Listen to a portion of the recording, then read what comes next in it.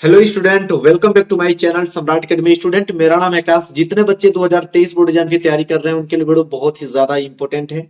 आज की वीडियो में हम क्लास 10th सामाजिक विज्ञान के महत्वपूर्ण लघु उत्तरीय प्रश्न बताने वाले हैं जो कि 4 नंबर के लिए एग्जाम में पूछे जाते हैं। तो मेरे प्यारे विद्यार्थियों, वो सारे प्रश्न हम बात करने वाले हैं जो कि हर साल बोर्ड एग्जाम में आता है। वही सब प्रश्न मैं आप लोगों के सामने डिस्कस करने वाला हूँ। तो वीडियो को लाइक कर दो, चैनल पर ना तो चैनल को सब्सक्राइब कर लो और जितना क्वेश्चन मैं बता रहा हूँ सारे क्वेश्चंस को रट जाओ। ठीक है। बहुत ही अच्छा मार्क्स आप लोगों को आने वाला है। हर एक सब्जेक्ट में 95 मार्क्स में लेकर चल रहा हूं और उसी बेस पे आप लोगों को बहुत अच्छे तरीके से तैयारी कराया जा रही है। ठीक है। तो आप जितना भी क्वेश्चन बताया जा रहा है उसको नोट कीजिए और उसको याद कीजिए। तो चलिए पहले प्रश्न की तरफ बढ़ते हैं। देखिए पहला प्रश्न क्या है जो कि बहुत ही ज्यादा इंपॉर्टेंट है। पहला प्रश्न है जो कि हर साल एग्जाम में आता है। जर्मनी का एकीकरण कब और कैसे हुआ? ये जो प्रश्न है बहुत ही काफी महत्वपूर्ण है, हर साल एग्जाम में आता है। तो देखिए उत्तर कैसे इसका लिखेंगे। जर्मनी का एकीकरण कब और कैसे हुआ? उत्तर में लिखेंगे कि राष्ट्रवादी भावनाएं मध्यम वर्गीय जर्मन लोगों में काफी व्याप्त थी। जो राष्ट्रवादी भावनाएं थी वो मध्यम वर्ग के जितने जर्मन लोग थे उनमें काफी पॉपुलर थी, मतलब काफी व्याप्त थी। उन्होंने 1848 में जर्मन महासंघ के विभिन्न इलाकों को जोड़कर एक निर्वाचित संसद द्वारा शासित राष्ट्र राज्यों बनाने का प्रयास किया था। सन 1848 में वहां के जो जर्मन महासंघ थे वहां के अलग अलग इलाकों को उन्होंने इकट्ठा कर कर जोड़कर निर्वाचित संसद द्वारा राष्ट्रीय राज्य बनाने का प्रयास किया था। मगर इस पहल को राजशाही और फौज की ताकत ने मिलकर दबा दिया। लेकिन जैसे उन्होंने सोचा कि एक राष्ट्र राज्य बनाने का प्रयास किया था, लेकिन इस पहल को वहां के राजशाही और वहां के जो फौज थे उनकी ताकत ने मिलकर उसको दबा दिया। उनका प्रसा के बड़े भूस्वामियों ने भी समर्थन किया। उनका जो प्रसा के बड़े भूस्वामी थे वो भी उनका समर्थन किए। ठीक है। उसके बाद प्रसा ने राष्ट्रीय एकीकरण के आंदोलन का नेतृत्व संभाल लिया। उसके बाद प्रसा ने राष्ट्रीय एकीकरण के आंदोलन का नेतृत्व संभाल लिया।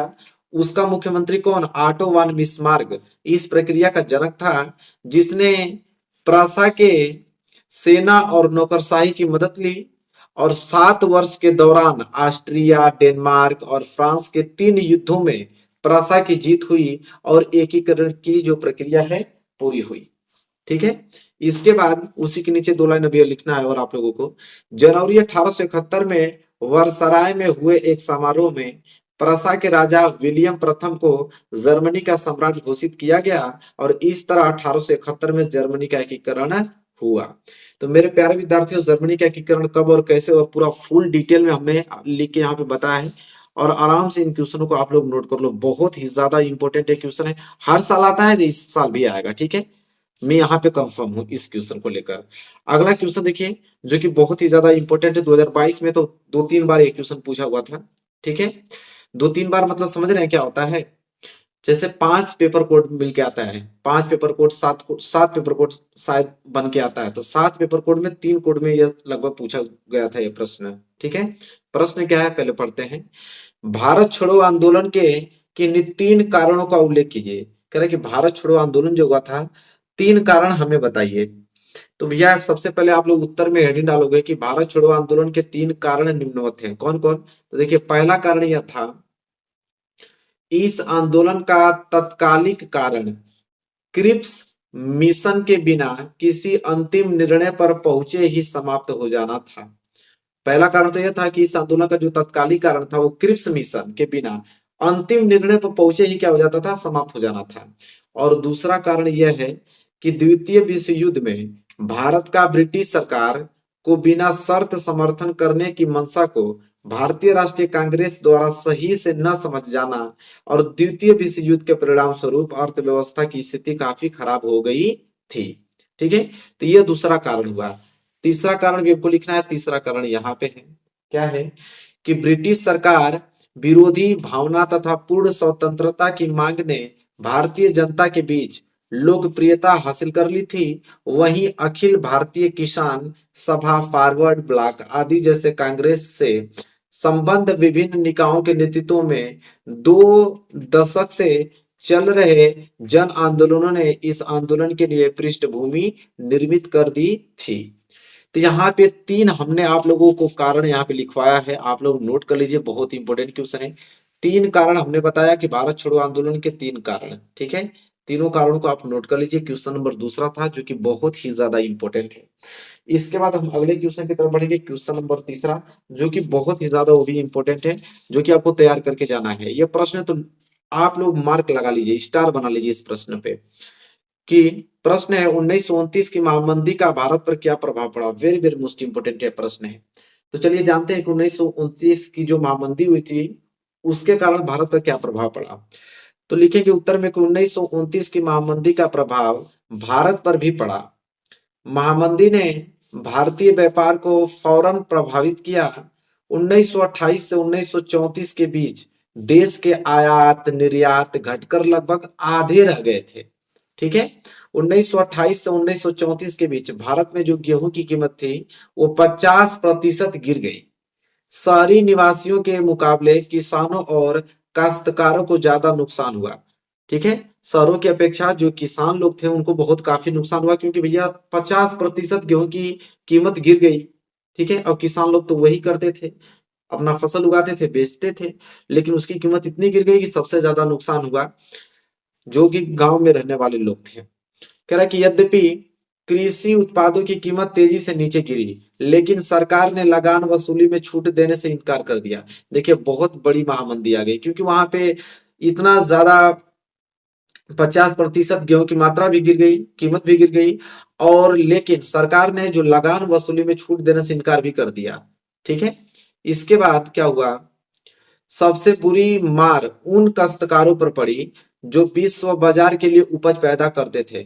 वहां पे जो काश्तकार बड़े बड़े लोग थे जो विश्व व्यापार के लिए बहुत ही ज्यादा पैदावार उत्पन्न करते थे, जैसे गेहूं चावल वगैरह सब उत्पन्न करते थे, ताकि जाके हम लोग बेच के अच्छे से वो अपना चला पाए जीविका। तो उनको बहुत ही ज्यादा नुकसान हुआ, क्योंकि रेट बहुत ज्यादा गिर गया था। फिर आगे टाट का निर्यात बंद होने से कच्चे पटसन की कीमतों में 60 सालों में भारत कीमती धातुओं 60% से ज्यादा गिरावट आ गई। कह रहा है कि टाट का निर्यात मतलब नमक का निर्यात बंद होने से जो कच्चे पटसन की कीमतों में 60% से ज्यादा गिरावट आ गई थी। और मंदी के इन्हीं सालों में भारत कीमती धातुओं खासतौर से सोने सोने का निर्यात करने लगा। कह रहा है कि जितना रेट गिर गया कि भारत कीमती धातुओं का खासतौर पर सोने का निर्यात करने लगा, कि 1931 में मंदी अपने चरम पर थी और ग्रामीण भारत असंतोष व उथल पुथल के दौरे से गुजर रहा था, ठीक है। इतना पॉइंट आप लोगों को लिखना है, और ये क्वेश्चन बहुत ही ज्यादा इंपॉर्टेंट है मेरे प्यारे विद्यार्थियों, इस पे तो मार्क आप लगा लीजिए और किसी कीमत पे इसको आप लोग याद करके जाइएगा, इतना ज्यादा महत्वपूर्ण प्रश्न है। चलिए इसी के साथ बढ़ेंगे चौथे प्रश्न की तरफ, और मैं आप लोगों को चौथा प्रश्न दिखाता हूँ जो कि वेरी वेरी मोस्ट इंपोर्टेंट है। आज की जो वीडियो है काफी महत्वपूर्ण है, और आप लोग इसको तैयार कर लेते हो तो लघु उत्तरीय में कभी भी दिक्कत नहीं होगा आप लोगों को सामाजिक विज्ञान में।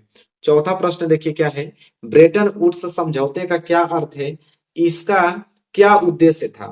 ब्रेटन वुड्स जो समझौता था वो क्या था और इसका उद्देश्य क्या था, ये पूछ रहा है। तो लिखेंगे हम लोग, युद्धोत्तर अंतरराष्ट्रीय आर्थिक व्यवस्था का मुख्य उद्देश्य यह था कि औद्योगिक विश्व में आर्थिक स्थिरता एवं पूर्ण रोजगार बनाए रखा जाए।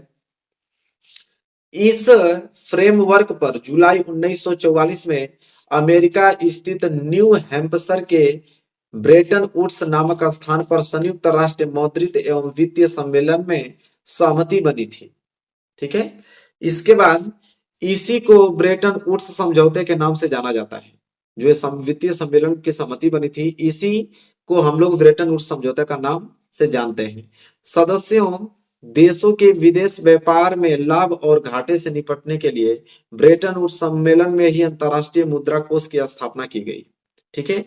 इसके बाद युद्धोत्तर पुनर्निर्माण के लिए पैसे का इंतजाम करने के लिए अंतरराष्ट्रीय पुनर्निर्माण एवं विकास बैंक का गठन किया, और इसी वजह से विश्व बैंक और IMF को ब्रेटन वुड्स संस्थान या ब्रेटन वुड्स ट्विन भी कहा जाता है। इसी आधार पर युद्धोत्तर अंतरराष्ट्रीय आर्थिक व्यवस्था को अक्सर ब्रेटन वुड्स व्यवस्था भी कहा जाता है। ठीक है, इसलिए कह रहा है कि इसी आधार पर युद्धोत्तर अंतरराष्ट्रीय आर्थिक व्यवस्था को अक्सर ब्रेटन वुड्स व्यवस्था भी कहा जाता है। तो मेरे प्यारे विद्यार्थियों, यह प्रश्न मैं आप लोगों को बताया हूं जो कि बहुत ही ज्यादा मोस्ट इंपोर्टेंट है। ब्रेटन वुड्स जो समझौता है, इसका क्या अर्थ है, क्या इसका उद्देश्य था, हमने सब कुछ यहाँ पे लिखा हुआ है। अच्छे तरीके से इसको नोट कर लीजिए, क्वेश्चन नंबर 4 बहुत ही ज्यादा इंपॉर्टेंट है। ठीक है, चलिए इसी के साथ आगे बढ़ेंगे, क्वेश्चन नंबर 5वां देखेंगे। इन प्रश्नों को आप लोगों को किसी कीमत पे मेरे प्यारे विद्यार्थियों याद करना है, चाहे जो भी हो जाए, क्योंकि आपको अच्छे मार्क्स अगर लाना है तो इन प्रश्नों को याद करना ही पड़ेगा, क्योंकि ये प्रश्न आएंगे, एग्जाम में लिखना पड़ेगा आप लोगों को। अगला प्रश्न देखते हैं, पांचवा प्रश्न है, पूना पैक्ट पर किसके हस्ताक्षर हुए, उसकी दो शर्तें लिखिए। कह रहा है कि पूना पैक्ट पे किसके हस्ताक्षर हुए, उसकी दो शर्तें लिखना है। तो उत्तर में लिखेंगे कि पूना पैक्ट पर गांधी जी और डॉक्टर वी आर अम्बेडकर के हस्ताक्षर हुए। सितंबर 1932 में हुए पूना पैक्ट की दो शर्तें निम्नलिखित थी। तो पूना पैक्ट पे दो लोगों का हस्ताक्षर हुआ, एक तो डॉक्टर वी आर अम्बेडकर का और गांधी जी का। और दो शर्तें थी, क्या? पहला शर्त यह था कि अम्बेडकर द्वारा दलितों के लिए अलग निर्वाचन क्षेत्रों की मांग को वापस लेना। अम्बेडकर द्वारा दलितों के लिए अलग निर्वाचन क्षेत्रों की मांग को वापस लिए। और दूसरा यह था वहां पे सर कि दलित वर्गों को प्रांतीय एवं केंद्रीय विधायी परिषदों में आरक्षण दिया जाना। तो यह पूना पैक्ट के यहाँ पे दो शर्त थे जो कि आप लोगों को याद करना है। ये क्वेश्चन बहुत ही ज्यादा इंपॉर्टेंट है, हर साल आता है कि पूना पैक्ट पर किसके हस्ताक्षर हुए, दो शर्त लिखिए। आराम से 4 नंबर आप लोगों को मिल जाएगा, छोटा प्रश्न है और आसानी से याद भी हो जाएगा यह प्रश्न। ठीक है, तो चलिए मेरे प्यारे विद्यार्थियों, ये भी वाला भी क्वेश्चन आप लोगों को अच्छे तरीके से क्लियर हो गया होगा, जो कि बहुत ही ज्यादा महत्वपूर्ण प्रश्न था। तो जैसा कि आपने देखा कि आज की वीडियो में हमने टोटल 5 इंपोर्टेंट क्वेश्चंस बताया है आप लोगों को लघुत्तरीय। पांचों अगर याद कर ले तो 100% यहाँ से क्वेश्चन बनना है। ठीक है, बस पांचों प्रश्न आप लोगों को अच्छे से याद होना चाहिए। तो मेरे प्यारे विद्यार्थी, वीडियो अच्छी लगी हो तो लाइक कीजिएगा, चैनल पर नए हैं तो चैनल को सब्सक्राइब करके बेल आइकन को प्रेस कर लीजिएगा। मिलेंगे नेक्स्ट वीडियो में, तब तक के लिए धन्यवाद।